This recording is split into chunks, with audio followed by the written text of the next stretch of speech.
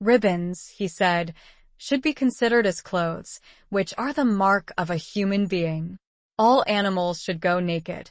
When Boxer heard this, he fetched the small straw hat which he wore in summer to keep the flies out of his ears, and flung it on to the fire with the rest. In a very little while the animals had destroyed everything that reminded them of Mr. Jones. Napoleon then led them back to the store shed and served out a double ration of corn to everybody, with 2 biscuits for each dog. Then they sang Beasts of England, from end to end 7 times tunning, and after that they settled down for the night, and slept as they had never slept before. But they woke at dawn as usual, and suddenly remembering the glorious thing that had happened, they all raced out into the pasture together. A little way down the pasture there was a knoll that commanded a view of most of the farm. The animals rushed to the top of it and gazed round them in the clear morning light.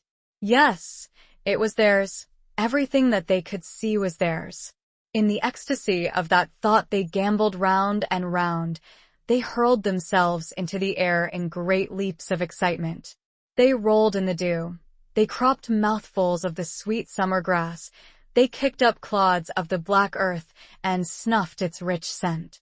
Then they made a tour of inspection of the whole farm and surveyed with speechless admiration the ploughland, the hayfield, the orchard, the pool, the spinney. It was as though they had never seen these things before, and even now they could hardly believe that it was all their own. Then they filed back to the farm buildings and halted in silence outside the door of the farmhouse. That was theirs too, but they were frightened to go inside.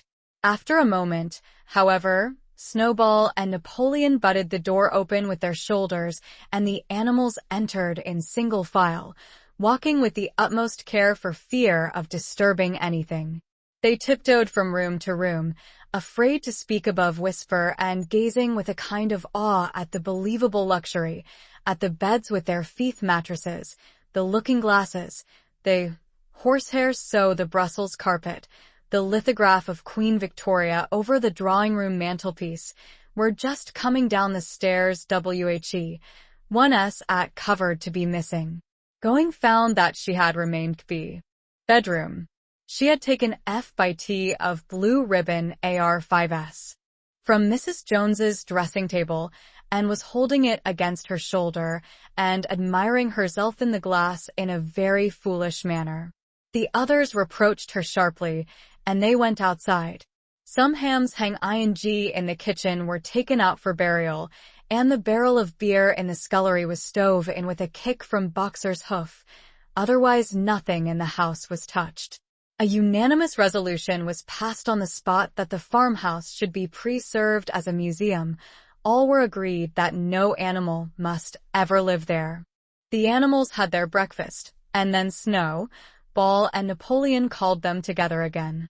"Comrades," said Snowball, "it is 6:30 and we have a long day before us. Today we begin the hay harvest. But there is another matter that must be attended to first."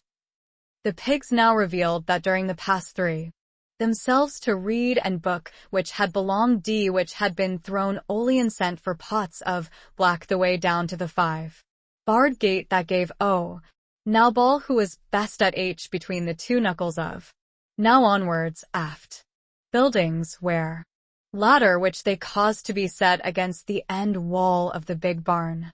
They explained that by their studies of the past 3 months the pigs had succeeded in reducing the principles of animalism to 7 commandments. These 7 commandments would now be inscribed on the wall. They would form an unalterable law by which all the animals on Animal Farm must live for ever after. With some difficulty, for it is not easy for a pig to balance himself on a ladder, Snowball climbed up and set to work, with Squealer a few rungs below him holding the paint pot. The commandments were written on the tarred wall in great white letters that could be read 30 yards away. They ran thus. The 7 commandments. 1. Whatever goes upon 2 legs is an enemy. 2. Whatever goes upon 4 legs, or has wings, is a friend. 3. No animal shall wear clothes. 4. No animal shall sleep in a bed. 5. No animal shall drink alcohol. 6. No animal shall kill any other animal. 7. All animals are equal. It was very neatly written, and except that friend was written frind, and one of the S's was the wrong way round. The spelling was correct all the way through. Snowball read it aloud for the benefit of the others. All the animals nodded in complete agreement, and the cleverer ones at once began to learn the commandments by heart. Now, comrades, said Snowball, throwing down the paintbrush, to the hayfield. Let us make it a point of honor to get in the harvest more quickly than Jones and his men could do.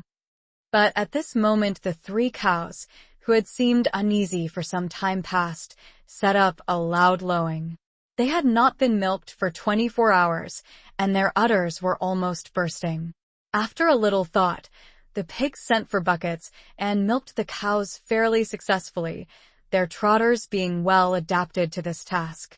Soon there were 5 buckets of frothing creamy milk at which many of the animals looked with considerable interest. What is going to happen to all that milk? Said someone. Jones used sometimes to mix some of it in our mash, said one of the hens. Never mind the milk.